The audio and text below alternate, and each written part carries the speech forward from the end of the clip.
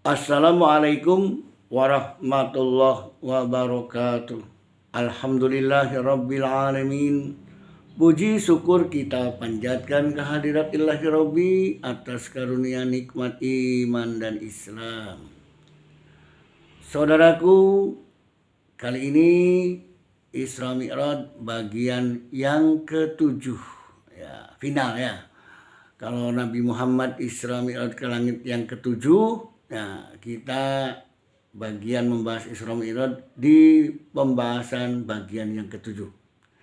Oke, saudaraku, bahwa kita pahami betul dan kita tahu di mana perjalanan Isra dan Mi'raj itu menghasilkan sholat. Kita sudah tahu apa itu sholat. Pada intinya sholat membangun karakter pribadi, bermasyarakat, bahkan berbangsa dan bernegara. Orang yang sholat pasti hidupnya benar. Tanha anil fahsya'i wal munkar. Sholat membina kita kesabaran, membina kebersamaan, membangun budaya sosial, ya, saling tolong menolong, memberi dengan wa aqimus shalah wa atuz zakat wa yuqimuna sholata wa mimma razaqnahum yunfikun. Ya. Sholat itu berbagi dengan membagikan sedekah, rezeki, zakat. Nah, ini ada hubungan sosial. Saudaraku, bukan itu saja, ya, bahwa sholat ini menjadikan kita lebih dari itu. Ya, coba kita bayangkan kalau kita sholat sendiri di rumah, sholat sunnah, dan ya merupakan sesuatu yang luar biasa, anjuran yang bersifatnya itu sangat amat, ya, berlipat ganda ketika kita melupakan sholat berjamaah, ya. Kita lupa, kita rugi 27 derajat keistimewaannya. Sehingga berjamaah di masjid merupakan bagian daripada kebersamaan, berkumpul, bersatu, berjamaah. Jadi sholat itu sudah kita jadi manusia yang yang dalam ideologi bangsa kita ini adalah Pancasila sebagai pandangan hidup. Kita sudah Pancasila sebetulnya orang sholat itu. Coba kita ulang kembali. Ketika kita bersyahadat, menunjukkan kita punya Tuhan, punya Allah dan punya Rasul, beragama, bertuhan, itu berarti sila yang pertama. Ketika kita mengerjakan sholat, ya, duduk sama rata, berjamaah, tidak ada bedanya, ya, tidak membedakan aparat dan pejabat, itu sama, sila kedua. Ya. Berjamaahnya sila ketiga, persatuan. Ketika di masjid ada khutbah Jumat misalkan atau Idul Adha, mendengarkan khotib berbicara, berkhutbah dengan baik, tidak ribut, tidak ngobrol, menghargai orang berpendapat, itu sila keempat. Ya. Ditambah lagi bermusyawarah kecil, menunjuk siapa imamnya, siapa khotibnya, ya, kemudian menunjuknya ke depan. Itu musyawarah juga, sila keempat. Ketika selesai sholat, ada yang sebelumnya ngasih keropak, masuk uang, sedekah. Ada juga habis sholat kita bagi kotak, ya, berkah, Jumat berkah, ya. Tambah lagi kalau Idul Adha, motong kambing, motong sapi, Idul Fitri bagi-bagi hadiah lebaran dan sebagainya, berbagi rasa, membagi zakat, itu sila kelima. Jadi pada dasarnya kalau kita sudah melaksanakan Islam, baru sholat saja sudah luar biasa untuk membangun masyarakat, membangun kebersamaan. Nah, saudaraku, ya, apalagi yang diharapkan dari kita sebagai orang Islam kalau kitanya orang Islamnya tidak rajin sholat, ya. Apalagi pemimpin, kalau pemimpin meninggalkan sholat, insya Allah kepemimpinannya akan tidak berkah, kepemimpinannya, kerjanya akan banyak masalah. Sebab kalau seorang pemimpin ketika ada masalah, dia akan sholat malam, minta kepada Allah petunjuk untuk bisa menyelesaikan persoalan itu. Bukan kemudian memecahkan masalah, akhirnya bermasalah. Melaksanakan sesuatu, blunder. Ya. Akibat apa? Kurang hubungan. Ya. Kurang hubungan, hablum minallahnya kurang. Ya. Nah disinilah, ya, sholat ini, ya, menjadikan kita hablum minallah, otomatis ada hablum minan nas. Wah, luar biasa. mengurusi urusan manusia, jangan lupa kita minta bagaimana penyelesaiannya, minta petunjuk Allah melalui sholat. Luar biasa saudaraku, ya. Coba kalau kita lihat, ya, bahwa ketika kita sholat itu juga semacam miniatur satu model mengatur satu bangsa, satu kaum, ya. Coba kita lihat zaman Rasulullah, ya. Di masjid lah diselesaikan semua persoalan. Ya, jadi kalau di masjid itu ngurusin hubungan dengan Allah melalui sholat dan sebagainya, ada hubungan manusia. Semua persoalan, ya, diselesaikan oleh Rasulullah di masjid, ya. Sehingga masjid ini menjadi multi komplek, ya. Pendidikan ada di masjid, pembagian sedekah apa dan sebagainya di masjid semua dan akhirnya semua masjid mengatur segala urusan. Jadi kayak semacam satu sistem model Rasulullah itu bagaimana mengatur umatnya melalui masjid.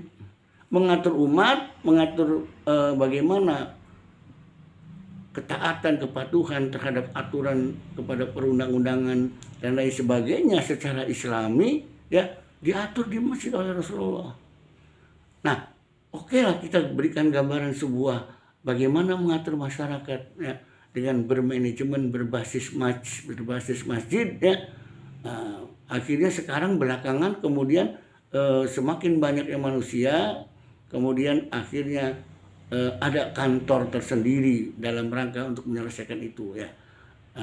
Contohnya kalau di masyarakat kita, coba kita lihat bagaimana para pendahulu kita ketika membangun sebuah masyarakat, ya, antara umaro, antara pemimpin, rakyat, dan antara ulama itu menjadi satu lokasi, ya, satu lokasi. Artinya apa? Satu lokasi yang tidak berjauhan, ya, komplek gitu, ya, di mana pendopo, ya, balai desa, kecamatan, ya, ataupun kantor wali kota bupati itu ada di sebelah masjid, ya. Di depannya ada alun-alun, ada lapangan. Ini menandakan bahwa satu kesatuan yang luar biasa, ya.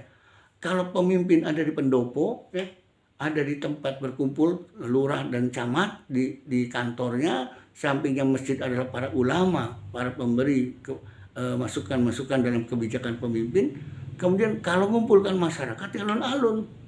Untuk kota Cirebon saya coba perhatikan, ya, ada pendopo tuh, pendopo kabupaten, ada alun-alun Kejaksan, ada Masjid At-Taqwa. Masjid At-Taqwa tempatnya ulama, pendopo tempatnya bupati, ya. Terus juga di alun-alun tempat ngumpulkan, ya, ngumpulkan. Itu zaman dulu seperti itu, ya, mengumpulkan rakyat. Coba kita perhatikan, setiap balai desa ada alun-alun, ada lapangan depannya, ada masjid sebelahnya. Di kecamatan juga sama. Ini pola bagaimana mengatur masyarakat, jangan jauh-jauh dari agama. Jangan sampai ada orang berpendapat mengatur agama jangan bawa-bawa dalam urusan yang lain. Urusan politik jangan bawa agama, urusan negara jangan bawa agama. Ini indikasi orang yang tidak suka agama. Ini indikasi orang yang boleh dikatakan jauh dari Tuhan. Nah, itulah sebuah gambaran. Ditambah lagi saudaraku, ya, kita lihat bagaimana misalkan, ya, dalam hal misalkan lebih hemat lagi ketika kita itu memilih pemimpin, ada gambarannya bisa melalui gaya semodel masjid, ya, atau boleh dikatakan kita kembalilah kepada sila yang keempat, ya, kerakyatan yang dipimpin oleh hikmah kebijaksanaan. Ketika memilih pemimpin seperti orang memilih imam di masjid, ya, orang-orang tertentu yang memiliki kualitas dan kompetensi yang jelas, ya, maka dia bisa duduk bersama bagaimana mengatur masjid. Gak mungkin lah orang yang gak ngerti ekonomi, gak ngerti sosial, gak ngerti keagamaan kemudian ikut membantu masjid. Nah, ya paling kalau yang lain bisa membantu urusan-urusan yang tidak urgen lah. Ya, misalkan kebersihan apa itu kan bisa dikerjakan oleh siapapun, ya. Saudaraku, coba kita lihat, ya, contohnya saja ketika kita mau memilih seorang pemimpin yang begitu bagaimana indahnya ya melalui musyawarah, melalui mufakat ya. Nggak mesti harus pemilihan suara terbanyak. Ini suara terbanyak itu diadopsi dari demokrasi mana kira-kira? Apakah dari Yunani atau dari liberal ya? Atau dari mana? Sehingga kita ini akhirnya blender ketika memilih pemimpin suara terbanyak.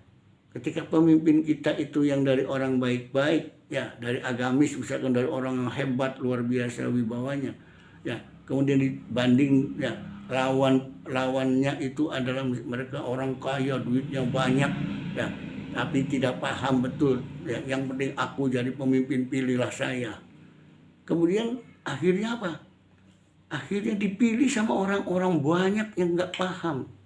Yang penting gua dapat duit dari si anu. Ya. Nah disinilah akhirnya caranya kurang manusiawi, melanggar norma ya di mana kita tidak boleh menyuap dan disuap, tidak boleh jual beli suara di situ. Ya. Nah, kira-kira Pancasila sudah kalau begitu, ya iya kan? Nah tapi kalau dalam Islam misalkan untuk memilih tingkat RT, tingkat RW dulu. Sok siapa? Partai mana yang ada di RT RW itu? Yang ada sesuai dengan Undang-Undang Dasar 45 peserta pemilunya dari partai. Sok silakan maju. Yang nggak ngerti apa-apa, yang nggak ngerti agama, nggak ngerti ilmu yang lain, nggak punya modal dalam keilmuan, ya otomatis dia malu untuk mencalonkan atau tidak akan dicalonkan oleh rakyatnya. Nah akhirnya dari tingkat RT, tingkat RW kita bisa mengumpulkan ya, calon pemimpin masuk ke tingkat kelurahan. Dari tingkat kelurahan juga nanti akan berkumpul orang-orang yang sudah terpilih dari tingkat RW. Ya, misalkan dari tingkat kelurahan itu kalau sudah terkumpul misalkan 20 orang terbaik dari kelurahan itu. Nah, kalau satu kecamatan ada 5 kelurahan berarti ada 100 orang. Satu kelurahan 100 orang, orang-orang yang hebat yang udah bermusyawarah orang 100 ini ya, di kecamatan. Nah, untuk memilih wakil dari wilayah kecamatan ini untuk duduk di DPRD, juga untuk duduk di tingkat provinsi, untuk duduk di pusat. Siapa nih calon yang akan kita suruh naik ke depan? Jadi musyawarahnya sudah mantap di tingkat RT, di tingkat RW, ditarik ke tingkat kelurahan, tarik ke tingkat kecamatan. Nah dari 100 orang itu misalkan 10 orang untuk duduk di DPRD, pilih 100 orang pintar ini memilih siapa di antara mereka yang paling hebat dan tentunya paling jujur, wibawa, bijaksana dan penuh. Nah, itu sudah sila keempat kena.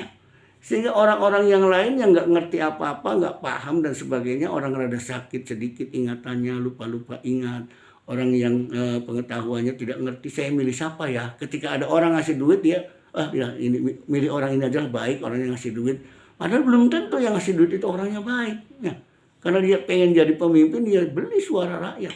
Ini kan tidak sesuai dengan Pancasila seperti itu. Nah, Islam sudah mengajarkan itu melalui sholat itu sudah contoh musyawarah kecil.